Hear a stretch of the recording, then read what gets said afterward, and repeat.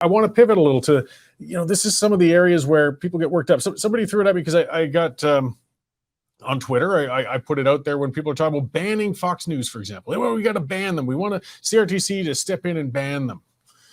I said, no, get over it. Don't watch it. Just change the channel. Why is it always banning? Why is it always shutting down? Why have people jump straight to attacking the other viewpoint, not allowing the other viewpoint?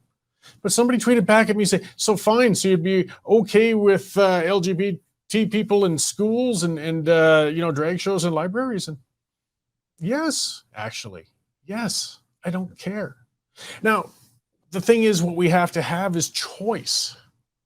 We have to have choice. In a library, for example, as we mentioned before, join the library board if you're really that concerned and don't have trans shows going on there.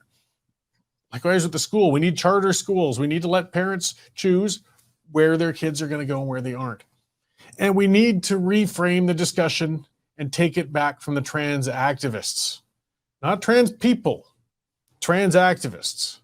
And the trans activists are usually the same hysteric jerks that are the activists that get involved in all the woke causes. Usually some basement dwelling white middle class person who feels that they want to get a chip on their shoulder and make the world a better place by speaking up as a white knight on behalf of some minority or another minority that they aren't even actually a part of.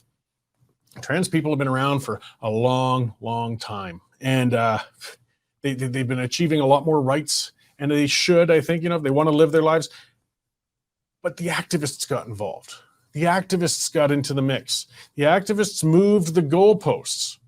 They're there to outrage. They're not there to make things better for anybody else. They just have to push it farther and farther and farther. They found the line that's ticking off just about everybody. They finally found it, and it's a straightforward line for most people. Kids.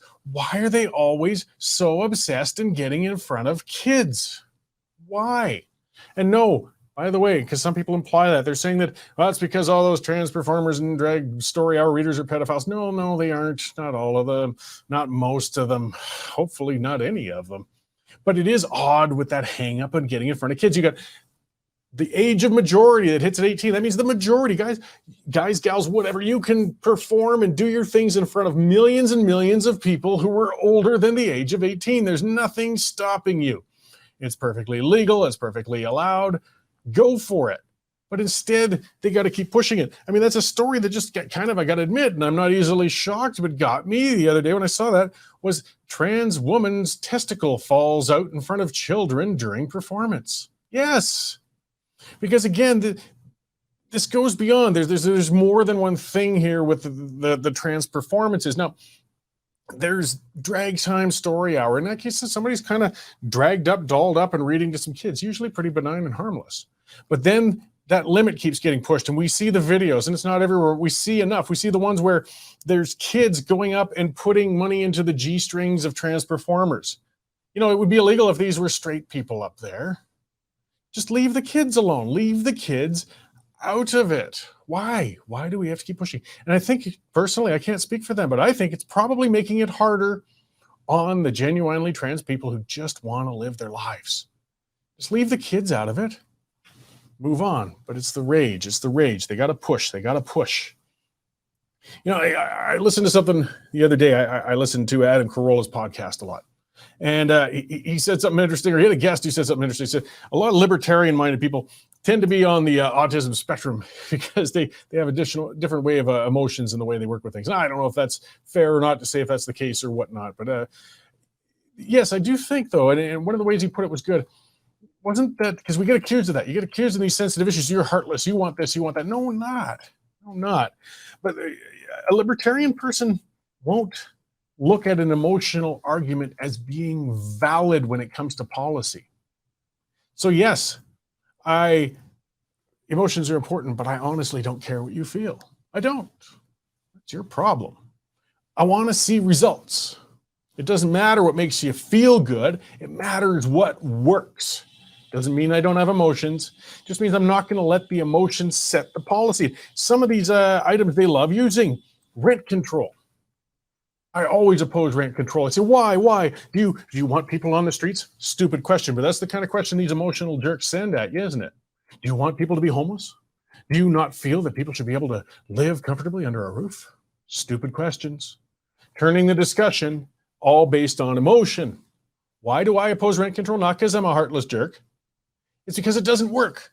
It never works. Not usually doesn't work, not only sometimes works. Rent control never works. So the only way a person could potentially push rent control is on an emotional basis. And I reject that premise. You're just wasting time. You are not helping people. Don't you want to deal with the housing crisis? Sure. Not through rent control. It'll make it worse, but that'll be people without houses. No, won't you clowns? What else? Minimum wage hikes. You oppose a minimum wage hike? You want everybody working for slave wages? No, don't ask the stupid questions.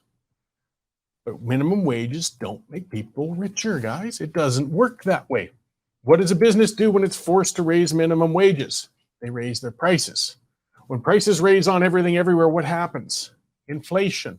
Then the person you just went through that whole rigmarole with, and not to mention jobs get shed, because other businesses will also lay people off or modernize or do some other things to get rid of the jobs to save money when the minimum wage gets risen. It doesn't work. It doesn't make those low-income people any richer. If it did work, and some people say it's a shallow argument being thrown back, then let's just raise it to $80 an hour for everybody and we'll eliminate poverty.